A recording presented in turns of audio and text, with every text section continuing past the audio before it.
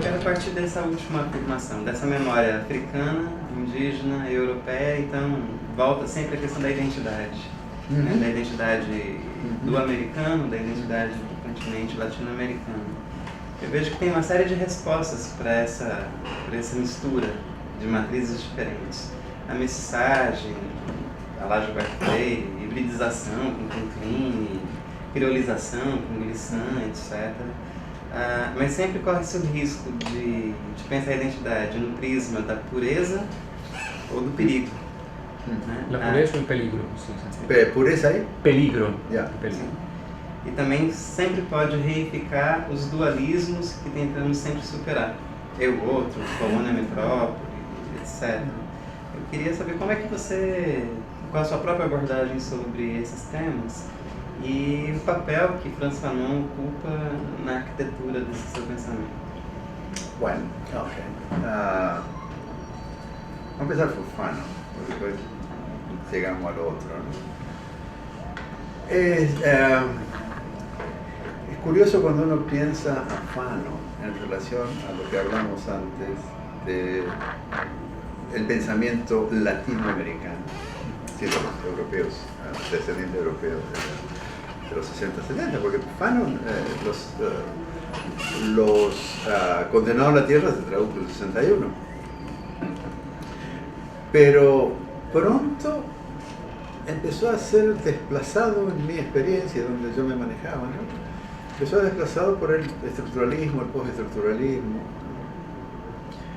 y toda esa renovación, digamos así, incluso la teoría de la dependencia empezó, y la filosofía de la liberación empezaron a quedar tapadas por los Lacanes, los Derrida, los Foucault, etcétera, etcétera, ¿no? Entonces yo había leído a Fanon, pero era una lectura socialista. Era un Fanon, digamos, que hablaba de las revoluciones, que hablaba de la descolonización. Y bueno, en ese momento. Pero después ya descubrí el otro Fanon ya en Estados Unidos. Pero ese Fanon que descubrí era el de piel negra, máscaras blancas. Y entonces eso ya me llevó a toda una relectura de los condenados a la tierra, Taine, Colonia, Leslie, todo ese tipo de cosas. Y bueno, pero para resumir, yo diría que si yo no lo mencioné a Fanon antes es porque estaba hablando de mis propias, digamos, de las memorias que me tocan. Es decir, la memoria de Fanon me toca de distinta manera. ¿Por qué? Porque la de Fanon no es mi memoria, o mi memoria de la esclavitud es otra que la memoria de Fanon, del Middle Passage, ¿ya? Y por lo tanto, la forma en que Fanon reflexiona a partir del cuerpo del negro antillano en Francia y después en Algeria, es decir, es una experiencia, ¿cómo te puedo decir? Que toca, pero toca ya más de una manera, toca tangencialmente con la memoria que es la mía, que es la memoria europea, ¿no? También en Fanon está la memoria europea. Pero lo que quiero decir, yendo a la pregunta, a la posibilidad del peligro, ¿no? ¿Cómo era? Sí. Pepe. Yo creo que tenemos que distinguir entre el asunto que esas memorias son distintas. Sí, la memoria africana no es la memoria, digamos, que se asienta en Grecia, en las columnas blancas, ni es la memoria ancestral de los indígenas. No obstante, a partir de 1600, las tres memorias empiezan a entremezclar. Y la memoria y la forma en que se entremezclan no es toda igual. ¿Por qué? Porque la memoria europea, aunque sea una memoria europea de segunda clase, descendiente de europeos, es una memoria que tiene un diferencial de poder sobre la memoria indígena y sobre la memoria afro. Yo estudié en Córdoba. Córdoba es el límite del Collasuyo. Es decir, yo estudié en los límites del incanato. Yo estaba estudiando a Grecia. Estaba en la loma del Cachilo, como decimos. Me entero mucho después que yo estaba estudiando en el incanato. Sí, el incanato no es mi memoria, pero la memoria europea me borró el incanato. Entonces ahora yo como descendiente europeo tengo un problema, una responsabilidad ética. ¿Cómo me relaciona yo con la memoria indígena y con la memoria afro? Por otro lado, la memoria afro y la memoria indígena están en diferencial de poder con respecto a la memoria europea. Y por eso yo decía ayer, todas las instituciones de las Américas, Hispana y Luso, están en manos de gente blancas o blancoides, como dicen los bolivianos, caras, ¿no? Entonces esto puede llevar a un esencialismo identitario, pero no necesariamente. Entonces por eso yo introduzco el concepto de epistemología fronteriza. Porque la epistemología fronteriza nace de la conciencia de vivir en el borde. Y el borde es siempre donde las cosas se mezclan, pero no se mezclan al mismo nivel. Se mezclan en diferencias de poder. Es decir, el borde de Tijuana es borde, pero una cosa es el sur de Tijuana, otra cosa es el norte de Tijuana. Entonces, Ansaldúa, por ejemplo, la pensadora chicana, habita ese borde, pero también lo habita como lesbiana, o sea, como chicana lesbiana. Entonces, el pensamiento del borde, la epistemología fronteriza, es lo que evita el peligro, digamos así, del esencialismo identitario. Ahora, por otro lado, yo diría una cosa más. Yo distingo entre ¿cómo se llama? Identity, política identitaria, que es la manera en que se manifiesta esencialmente una identidad, ¿no? Que eso puede... es decir, eso se justifica. ¿Por qué? Porque los europeos tienen esa identidad esencialista, pero la han transformado universal y acusan a todos los demás de ser esencialistas. Entonces la primera cosa que hay que decir es decir, ustedes son tan esencialistas como nosotros y se pretenden universales. Entonces nosotros que somos esencialistas vamos a ser universales también y después nos vamos a pelear en guerra porque el universalismo, la disputa por el universalismo se llama la guerra. Y la otra es identidad en la política, y esto me parece muy importante. Y esto se puede decir de distintas maneras, lo dijo, yo siempre cito a Fausto Reinaga, que era, digamos así, un mal hablado, ¿no? Y decía Fausto Reinaga, yo no soy indio, carajo, yo soy aymara, pero ustedes me han hecho indio y como indio me van a tener que aguantar. Esta es identidad en la política. Esto es decir, ¿ves lo que te digo? Yo no soy indio, ustedes me hicieron indio, soy aymara. Y ahora se las aguanta, yo voy a pelear como indio. Y eso me parece que es muy importante, porque esta identidad en la política no es una identidad que yo me creo que soy indio esencialmente. Por ahí va la cosa. Es rápido porque me parece que solo por extender un poquito más, una vez que mencionó a Mario Ansaldúa y lo que ha publicado en su libro, si pudiera detenerse un poquito el tema del lenguajeo, si sería una manera de tramitar ese dualismo, etcétera, por ahí. Sí, estaba pensando, claro, el bilenguajeo va, bueno, era además el amor al bilenguajeo, eso es lo que estaba pensando, que faltaba algo ahí. ¿Qué quiere decir el amor al bilenguajeo? Que el amor al bilenguajeo no saca ya del amor a la patria, porque el amor a la patria es monolenguajeo, es el control de una lengua, un himno nacional, etcétera. Entonces el amor al bilenguajeo es el amor, digamos, al borde, al diálogo, etc. Y es interesante también que hoy ayer lo mencioné, pero se está hablando de esto, es decir, el amor decolonial. El amor decolonial va por ahí. El amor decolonial no es ya, digamos, la defensa de una identidad, sino que la defensa de mi verdad, pero sabiendo que vos tenés otra verdad. Y sabiendo que son dos verdades, ver cómo convivimos.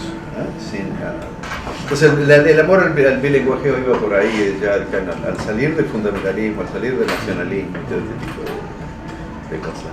Como pasando limpio un poco la cuestión, tenía que ver con esto de cómo se construye la matriz colonial y tus ideas en torno a una lectura de la historia occidental, la desoccidentalización de la historia, si quieren, y las historias locales.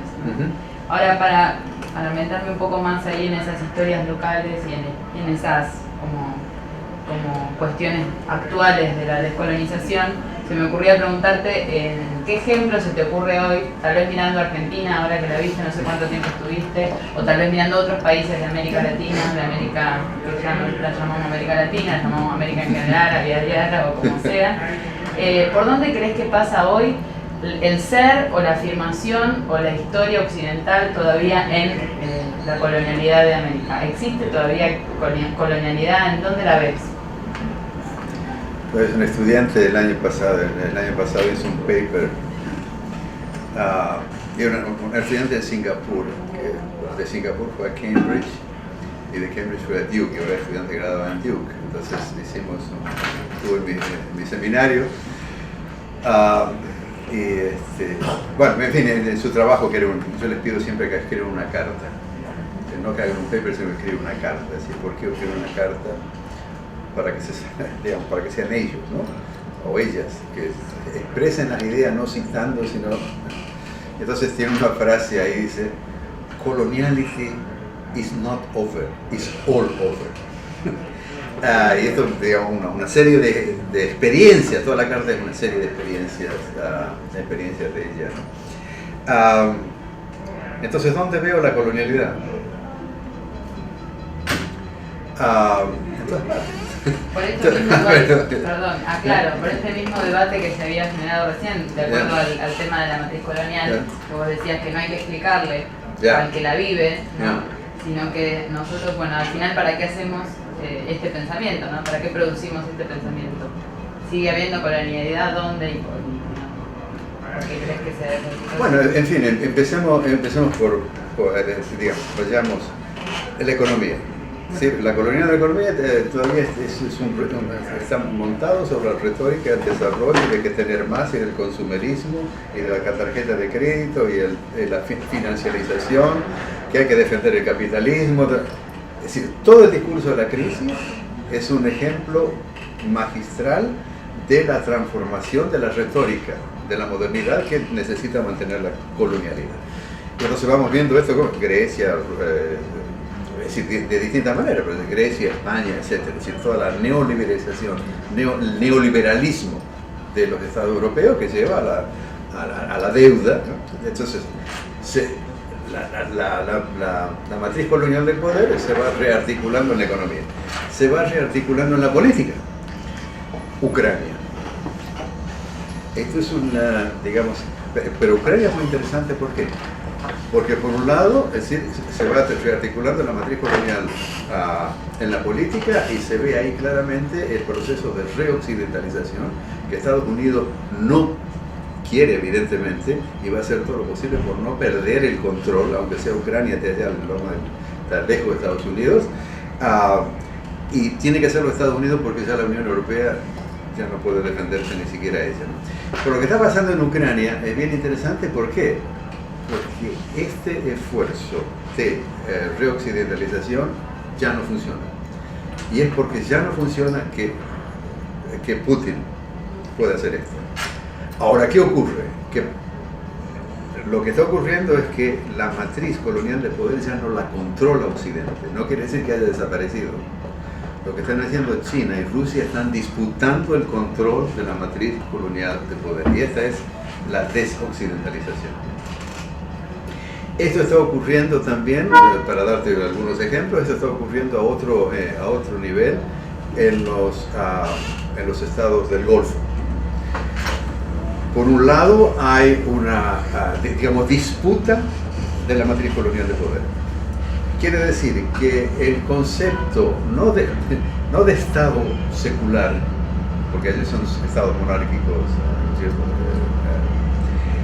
Pero sí nacionales. Entonces, ¿qué es lo que está haciendo Qatar? Qatar está rearticulando, como dicen, un rebranding nationalism. No, rebranding tribal nationalism. Entonces, lo que está haciendo Qatar es articulando un nacionalismo en base al tribalismo. Esto no quiere, digamos, la matriz colonial del poder sigue, pero ya no es el Estado secular, democrático, etc. etcétera, que quieren poner Occidente. Entonces, y ahí está la matriz colonial, sigue funcionando. En el arte y el museo. De nuevo, lo que está ocurriendo, es decir, rápidamente, no sé cuánto tiempo tengo, pero te doy dos ejemplos. Si vos tomás el Museo de Civilizaciones Asiáticas de Singapur y el Museo de Arte Islámico en Doha, esto no es el Museo de México de Antropología. Esto es otro juego totalmente distinto. ¿Por qué? Porque el Museo de Antropología de México era la burguesía local que se apropia de lo indígena para enfatizar el nacionalismo. Aquellos están reivindicando civilizaciones. O sea, el Museo de Arte Islámico de Doha es un museo islámico. Es decir, ¿qué es lo que están haciendo esto? Es decir, ya la gente no tiene que ir al Museo Británico para ver cuestiones de arte islámico, ¿no? Es decir, que vengan los europeos aquí, ¿no? Entonces, la matriz colonial sigue funcionando, pero está siendo, digamos, contestada.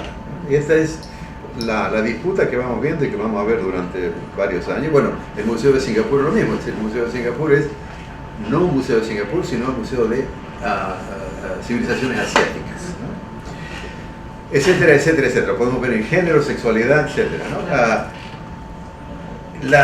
Ahora, la cuestión es la descolonialidad. La descolonialidad, como decía ayer, no puede funcionar a nivel del Estado. Es decir, la cuestión de la descolonialidad está no disputando el control de la matriz colonial de poder, sino lo que la descolonialidad intenta hacer es desengancharse, crear otra forma de vida, otra forma de relaciones humanas, pero ya no a partir del Estado. Es decir, no tiene sentido hacer un Estado que haga políticas públicas descolonizadoras como el Estado de Bolivia. No funciona. ¿Por qué? Porque es política de Estado. Y la descolonización, evidentemente, tiene que venir de la sociedad política global. Entonces podríamos decir que en todos los estados latinoamericanos, por lo menos de Abya Yala, seguimos estando igual de colonizados, porque sigue habiendo políticas públicas y estados. Sí, pero eso yo no lo dudé en ningún momento. Es decir, para mí lo que es importante lo que es importante es lo que va a pasar ahora a nivel de Estado. Es decir, hoy salió ya en los diarios que Xi Jinping va a estar en Brasil en julio y que apoyando al Mercosur, empezando a Cuba, ¿no? El Estado, es decir, las políticas descolonizadoras del Estado exactamente son siempre políticas de Estado, son políticas desde arriba. Y el proyecto descolonizador, tal como lo concebimos. Por eso Quijano, Boaventura dice que hay que refundar el Estado, y Quijano dice, el Estado hay que tirarlo al diablo. Y los mismos, Fernando Morachi Giampara, Mamani, yo le preguntaba, ¿y cómo ves tus relaciones con el Estado? Bueno, tenemos que pasar por el Estado para ir a otra cosa.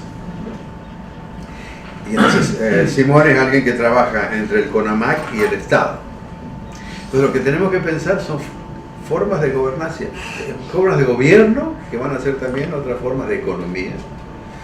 Porque el Estado hoy en América Latina no puede prescindir del capitalismo. ¿Qué le está pasando a Cuba? Entonces lo mejor que le pasa a Cuba es que existe China. Porque si no existiera China, Cuba hubiera sido tragada por todos los cubanos de mañana. Proyectando esta reflexión, ¿el futuro es China? No. ¿Cómo lo ves? Es una cosa que Es una cosa que venimos discutiendo desde hace varios años. Eso que señalas que quiere venir a Brasil, el líder chino, no, una estrategia. Pero claro. No, pero esta es la cuestión. Es decir, a partir del libro de Arrighi, El largo siglo XX, Arrighi veía, digamos, los cambios en la hegemonía occidental, ¿no es cierto? España, Holanda, Estados Unidos, y decía China. Y yo era uno que decía, no. Aquí hay un corte fundamental, porque todo esto desde la península ibérica hasta atrás eran todos cristianos blancos. China son amarillos. Aquí, en la historia moderno-colonial, la cosa no está. Es decir, los chinos saben que son amarillos. Es decir, no que son amarillos. saben que lo hicieron amarillo, ¿no? Y que ser amarillo significa ser inferior. Esto, por más que uno esté en las cúpulas del Estado, no se lo olvida nunca. Entonces, para mí el futuro no es China, es decir, China no, porque eso es pensar la historia desde los modelos de Occidente. Va a haber siempre un hegemón. Y esto es lo que pensaba Ricky. El próximo hegemón es China. Digo, no, por dos cosas. Una, no sé si China quiere ser hegemón. Y segundo, hasta el momento no dio señas de querer ser hegemón. Segundo, aunque quiera hacerlo, no puede. ¿Por qué? Porque Occidente es fuerte, es decir, va perdiendo poder, pero no puede ser desplazado en 10 años por un próximo hegemón. Entonces, ¿cuál es el futuro? Lo que te estoy diciendo. Yo creo que el futuro de las relaciones interestatales, dos cosas. En los próximos 50 años, de la bola de cristal, es una disputa entre la reoccidentalización y la desoccidentalización. Disputa económica por el control de recursos naturales, pero disputa política a nivel de decisiones. Es decir, ¿qué se va a hacer con Siria? ¿Qué se va a hacer con Afganistán? ¿Qué se va a hacer con Ucrania? Esto ya está claro que lo que ocurrió en Irak nunca más va a ocurrir. Es decir, que Occidente vaya y diga al diablo, ocurrió un poco con Libia, pero ya no ocurre más. Entonces, la otra cosa que hay que tener en cuenta aquí es que, de lo que te digo, en este futuro porque ahora están también los MINT, que son México, pero aquí hay un problema, ¿no? Es decir, México, Indonesia, Nigeria y Turquía. A México hay que sacarlo porque, bueno, México hay que sacarlo porque está con Estados Unidos, pero los otros 4 países, Nigeria, Turquía, Indonesia. Nigeria. Lo que importa aquí es que por primera vez en 500 años de matriz colonial de poder creada, transformada y controlada por Occidente, como decía antes, ya Occidente no la puede controlar. ¿Y qué es lo que está pasando? Es que por primera vez en 500 años el capital y el conocimiento están en manos de gente de color. Y esto es muy importante. Cuando dije esto varias veces, pero si los brasileños somos blancos. ¿Cómo que somos blancos? Una, que no son blancos, y otro, que si son blancos son casi blancos, ¿no? Y después los rusos son blancos, son caucásicos, pero no son blancos. Los rusos son eslavos, son ortodoxos, tienen escritura cirílica, y esto es ser ya no blanco. Entonces, por primera vez en 500 años, la disputa es porque el capital y el conocimiento, si China no hubiera tenido conocimiento económico, si no hubiera desobedecido las reglas del Fondo Monetario, China no sería lo que es. China estaría como Latinoamérica, que obedeció el Fondo Monetario esperando que nos ayudara a modernizarlo ya. Singapur hizo lo mismo. Así que los próximos 50 años es una disputa entre la occidentalización y la reoccidentalización, y eso me parece que tenemos que tenerlo en cuenta en los proyectos descoloniales, porque ya no es la descolonización como la pensábamos durante la Guerra Fría, donde había un imperio, ¿no? Y decíamos, Yankee, go home and take me with you. La historia. Y la historia quedó Pero- un poco trazada. Bueno, tejida acá. pero yo quería decir dos cosas muy rápido con respecto a la historia. De nuevo, la historia es como la filosofía. ¿Qué es la historia? Bueno, yo escribí bastante sobre esto en español y en castellano, pero la historia es un truco de Occidente para controlar las memorias. Primero para construir su propia memoria y después para controlar las memorias de los otros. No solamente, sino también para deslegitimar. Es decir, el libro famoso de, ¿cómo se llama? Wolf.